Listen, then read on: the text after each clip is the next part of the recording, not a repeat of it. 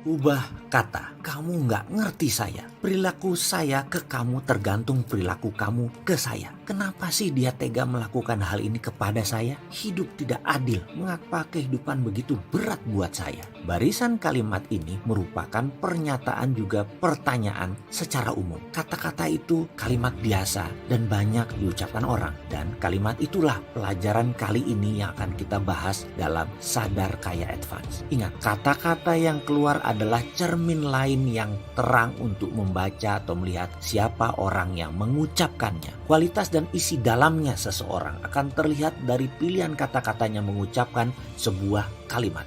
Apakah kalimatnya sulit dan berat dimengerti atau sangat mudah dimengerti, atau hal yang sulit sekalipun namun kalau dibawakan oleh dia kok jadi faham dan mudah dimengerti. Intinya, semakin Anda mudah dimengerti, susunan kalimat sederhana padahal rumit dan dalam akar masalahnya, Anda masuk dalam kategori orang yang makrifat. Percaya saya. Jadi, susunan kata dirangkai dalam kalimat bisa menunjukkan level isi otak seseorang dan kedalaman spiritualnya. Betapa banyak orang yang sangat-sangat pintar namun bicaranya kita nggak paham sama sekali. Ada istilah asing, ada istilah akademik, ada istilah sains, semua untuk terlihat pintar, terlihat canggih. Tetapi orang tidak paham sebenarnya otaknya yang rumit. Dan satu hal yang harus diingat, orang sukses itu mudah dimengerti. Kembali ke perkataan di awal video, satu-satu kita urai. Menurut Anda, orang seperti apa yang mengucapkan kalimat tadi? Satu, dia menunjukkan masalah di luar dirinya. Semua masalah itu karena hal dari luar dirinya. Kedua, dia orang yang sangat reaktif.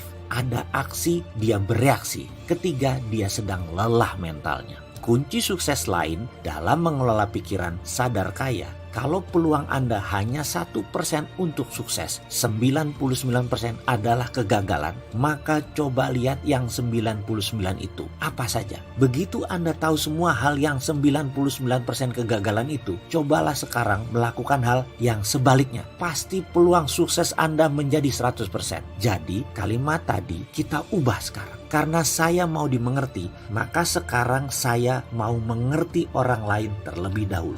Apapun sikap orang terhadap saya akan selalu tetap begini, yaitu selalu baik.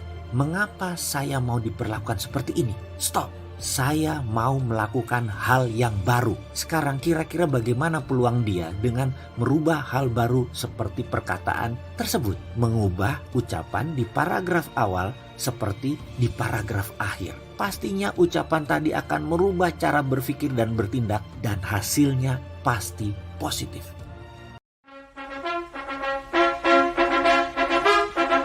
Sore kemarin saya ke tempat Babe. Lama tidak ketemu dengan wajah tuanya. Walaupun keriput di wajahnya bertambah, namun tetap saja wajahnya menyejukkan. Saya pun memancing pertanyaan. Kalau kaya secara pengalaman pribadi Babe dirumuskan, apa rumus kaya itu, Be? Dia tidak langsung menjawab, tetapi menarik nafas panjang sebelum menjawab begini. Setahu saya kekayaan itu diambil, bukan diminta. Setahu saya makanan masuk ke mulut itu dimasukkan oleh tangan kita, bukan disuap oleh orang lain.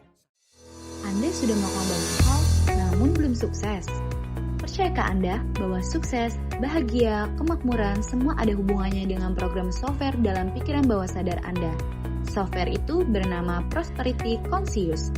MMBC adalah workshop satu-satunya di Indonesia yang akan memasang software Prosperity Conscious di pikiran bawah sadar Anda dan menjadi nilai permanen dalam diri. Sekarang, giliran Anda bergabung dengan 300 sahabat baru Anda.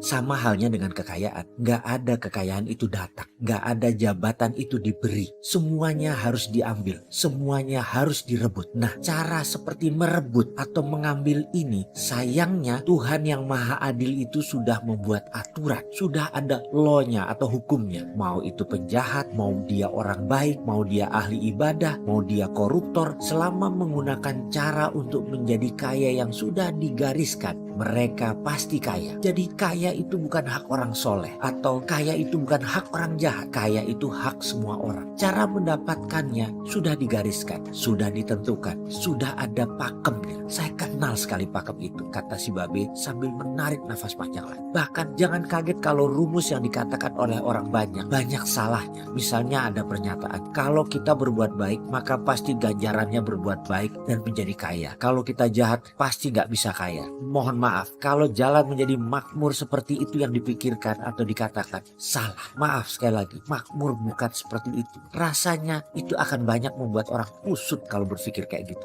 Saya kasih fakta ya, kenapa koruptor itu gak pernah memberi, pelit, jahat, tapi kaya raya. Urusan dia nanti mati masuk neraka itu urusan lain. Sekali lagi, berarti ada sebuah rumus kaya yang universal. Seperti matahari bersinar, mau penjahat, mau orang baik, matahari tetap menyinari. Nah, hukum kaya berlaku pada semua orang sama. Kemudian Babe menjelaskan 3 hal yang dia jelaskan secara gamblang, dan bagi saya bukan hal yang baru, tetapi begitu dia menerangkan, saya mendapatkan ahanya. Iya juga ya, benar deh, kalau sahabat mendengar langsung pasti akan berkata aha juga. Saya tahu ilmu tersebut karena merupakan salah satu yang diajarkan di Science to Get Rich. Tetapi sang Babe menerangkannya secara sederhana. Yang saya komentar, kok gak kepikiran ya kalau bisa kayak gitu. Saya atau kita sebenarnya tahu, namun tidak sesederhana ini. Kita ingin terlihat keren sehingga dirumit-rumitin. Padahal sesederhana 3 hal itu. Sungguh, jika 3 hal itu dikerjakan, mau seorang ibu rumah tangga, mau mahasiswa, mau pegawai negeri, seorang guru, siapapun, Anda bisa menjadi milioner selama memenuhi kaidah-kaidah 3 hal itu dilaksanakan, yaitu jalan menjadi kaya. Ingin tahu? Ingin lanjut?